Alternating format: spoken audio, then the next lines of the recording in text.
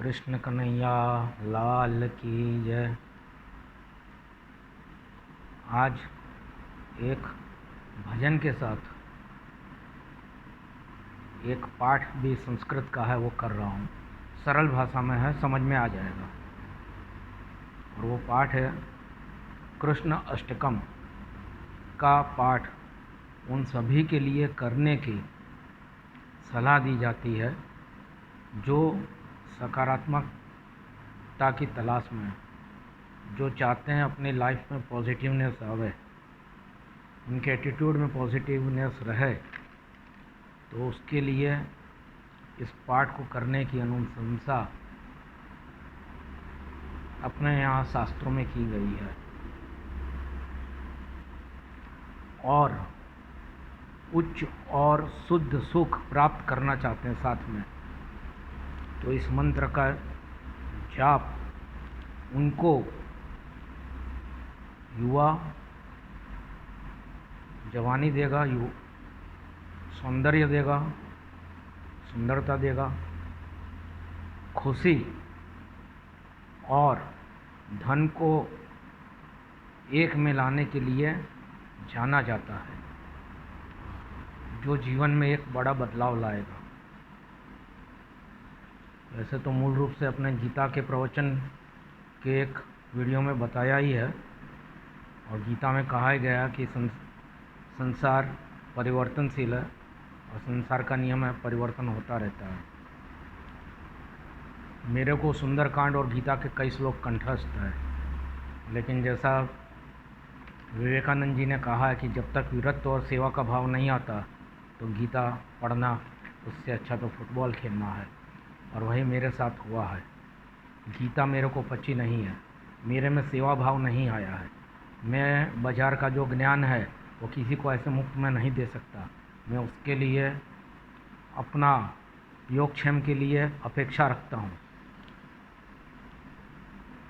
तो इसमें गलत भी क्या है, लेकिन साथ में जो मोक्ष की कल्पना है कि पुष्पक विमान आएगा और ले जाएगा, तो इतनी तो कैसेटें भी हैं, किताबें भी हैं, जो शायद मेरे से भी शुद्ध वहाँ पे लिखा हुआ है। और कैसेटों में जो सीढ़ियाँ बनी हुई है उसमें है, लेकिन उनको भी कोई पुष्पक विमान लेने नहीं आएगा।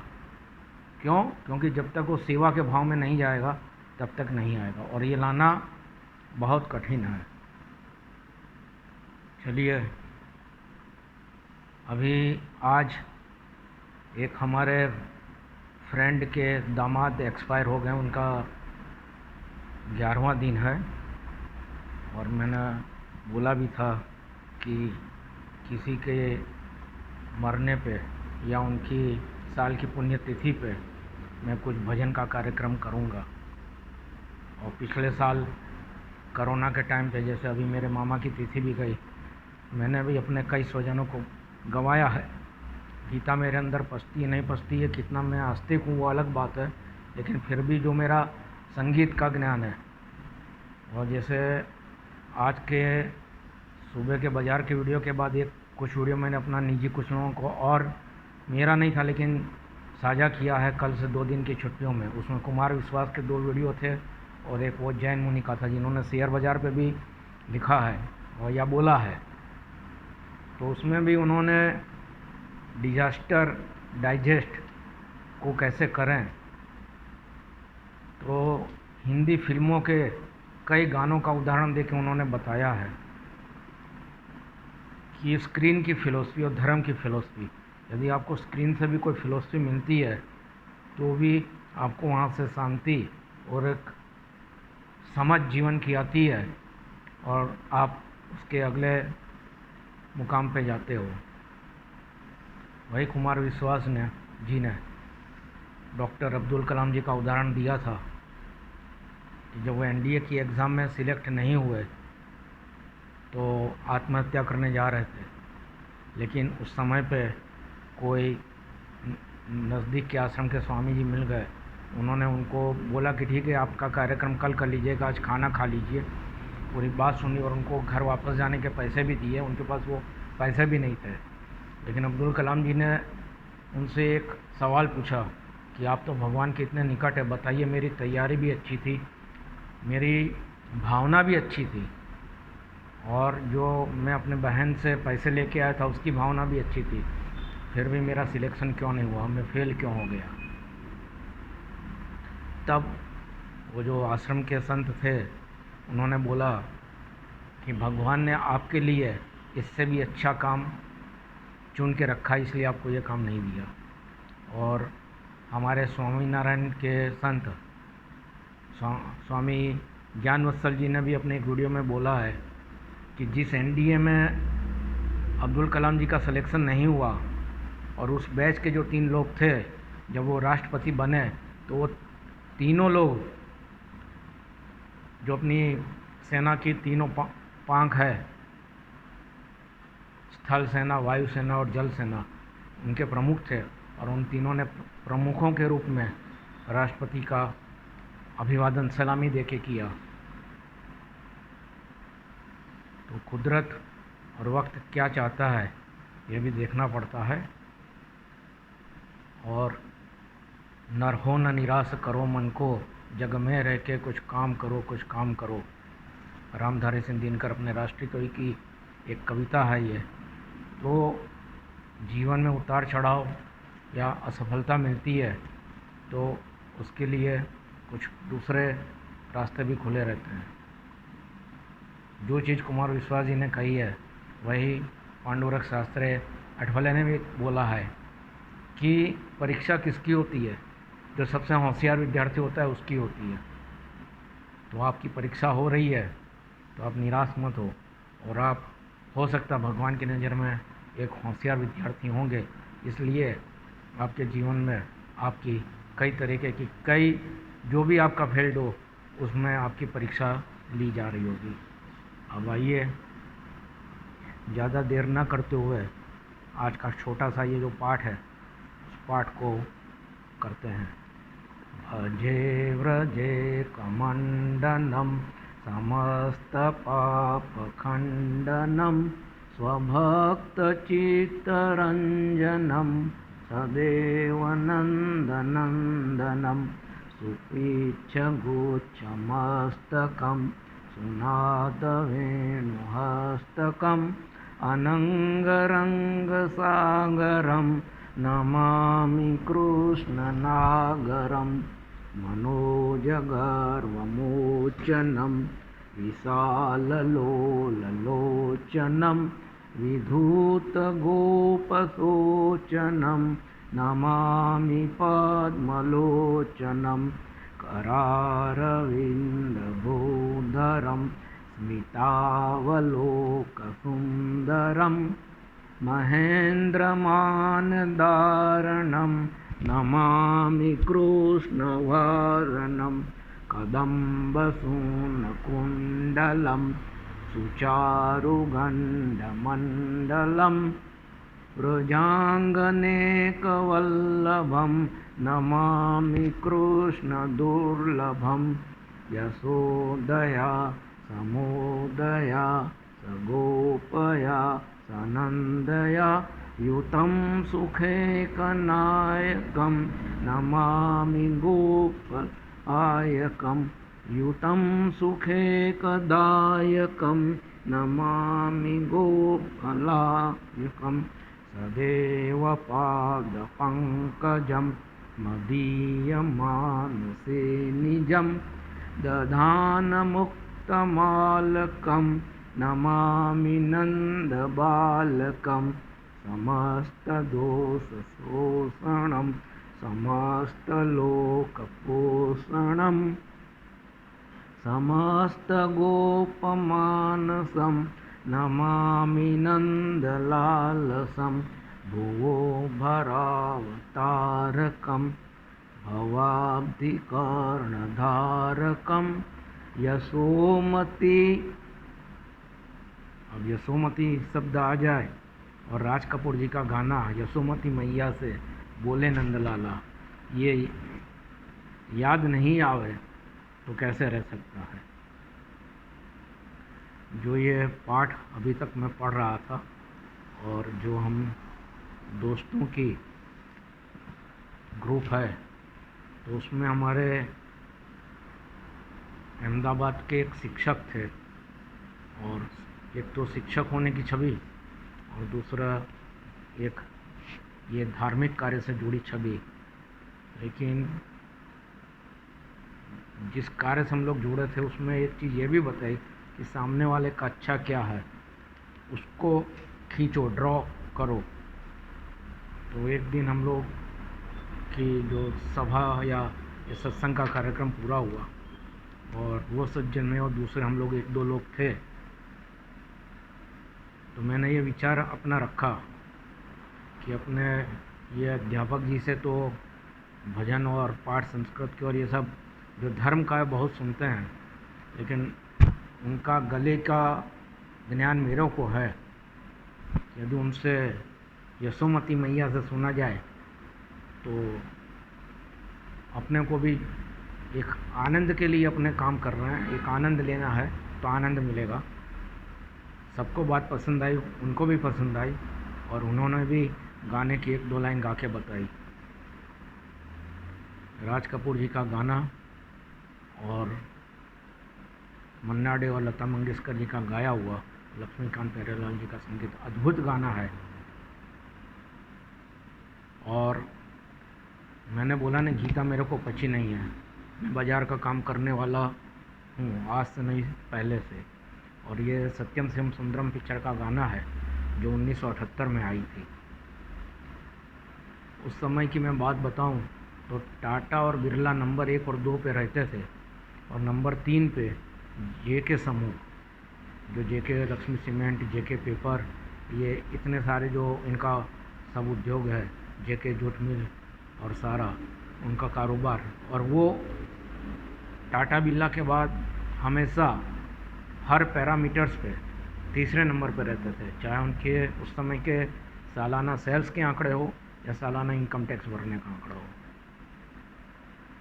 और जुग्गीलाल कमलापत जेके समूह का हर जगह पे द्वारकाधीश का मंदिर है, और जो उनका कानपुर का ऑफिस था उसके बाजू में ही द्वारकाधीश का मंदिर था, और जहाँ दैनिक जागरण का कार्यालय है वहाँ पे जेके टेम्पल उन्होंने बाद में बहुत अच्छा बनवाया हुआ था।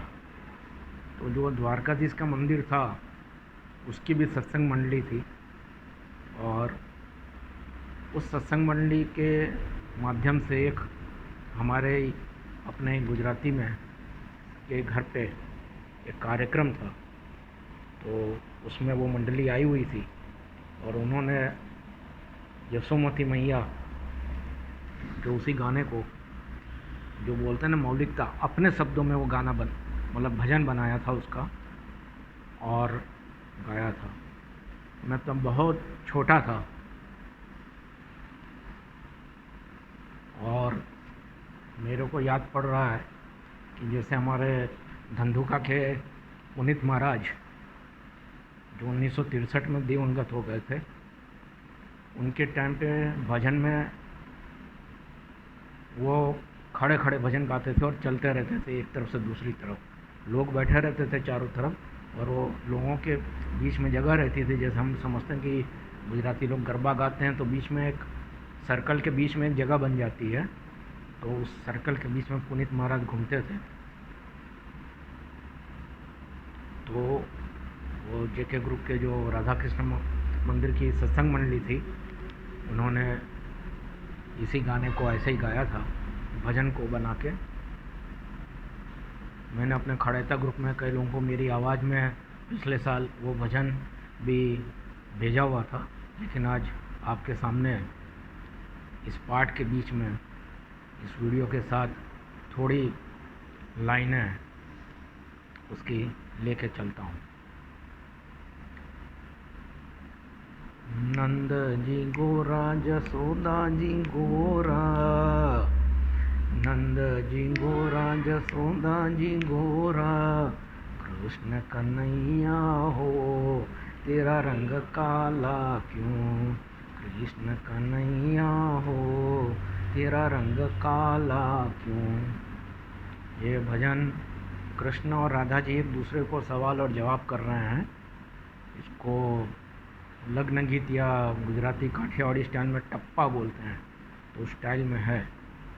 नंद जी गोरा जसोदा जी गोरा, कृष्ण कन्हैया हो तेरा रंग काला क्यों, कृष्ण कन्हैया हो तेरा रंग काला क्यों, आधी रात में जन्म लियो है, राधे राधे राधे हो इसीलिए काला हूँ, राधे राधे राधे हो इसीलिए काला हूँ, कृष्ण कन्हैया हो तेरा रंग काला क्यों, काली गाय का दूध पिया है, राधे राधे राधे हो इसीलिए काला हूँ, राधे राधे राधे हो इसीलिए काला हूँ, कांधे कांवड़िया का रंग है काला, राधे राधे राधे हो इसीलिए काला हूँ, कृष्ण कन्हैया हो तेरा रंग काला क्यों, काली नाग का दमन किया है, राधे राधे राधे हो इसीलिए काला हूँ, कृष्ण कन्हैया हो तेरा रंग काला क्यों। और अंत में जो राज कपूर जी ने भी अपने गाने की अंतिम लाइन में बोला है, और वही चीज़ इसमें भी है। लाइन क्या है? गोरी गोरी राधिका के नैन कजरा रे, काली नैनो वाली ने हो, काली नैनो वाली ने ऐसा जादू डाला इसीलिए काला। और वही चीज़, कृष्ण कन्हैया हो तेरा रंग काला क्यों, गोरी राधिका की नज़र लगी है, राधे राधे राधे हो इसीलिए काला हूँ, कृष्ण कन्हैया हो तेरा रंग काला क्यों, नंद जी गोरा जसोदा जी गोरा, नंद जी गोरा जसोदा जी गोरा, कृष्ण कन्हैया हो तेरा रंग काला क्यों, कृष्ण कन्हैया हो तेरा रंग काला क्यों, भुवो भरावतारकं भवाब्धिकर्णधारकं यशोमती किशोरकं नमामि चित्तचोरकं त्रगन्तकान्तभङ्गिनं सदा सदालिसङ्गिनं दिने दिने नवं नवं नमामि नन्दसम्भवं गुणाकरं सुखाकरं कृपाकरं कृपापरं सुरदृशनिकन्दनं समामि गोपनन्दनं सुरदृशनिकन्दनं नमामि गोपनन्दनं नवीन गोपनागरं नवीनकेलिलं पटं नमामि मेघसुन्दरं तडित्प्रभालसत्पटं समस्तनन्दनं हृदम्बुजैकमोदनं नमामि कुञ्जमध्यगं प्रसन्नभानुशोभनं निकामकामदायकं द्रगन्तचारुसायकं रसालवेणुगायकं नमामि कुञ्जनायकं विधक्तगोपिकामनोमनोज्ञतल्पसायिनं नमामि कुञ्जकानने प्रवद्दपानिपायिनं किशोरकान्तिरञ्जितं रगञ्जनं सुशोभितं गजेन्द्रमोक्षकारिणं नमामि श्रीविहारिणं यदा तदा यथा तथा सदैव कृष्ण सत्कथा मया सदैव गीयतां तथा कृपा विधीयतां प्रमाणिका ष्टकहृदं जपत्यधीत्य पुमान् भवे सनन्दनन्दने भवे भवे सुभक्तिमान् भवे सनन्दनन्दने भवे भवे सुभक्तिमान् भवे भवे सुभक्तिमान्।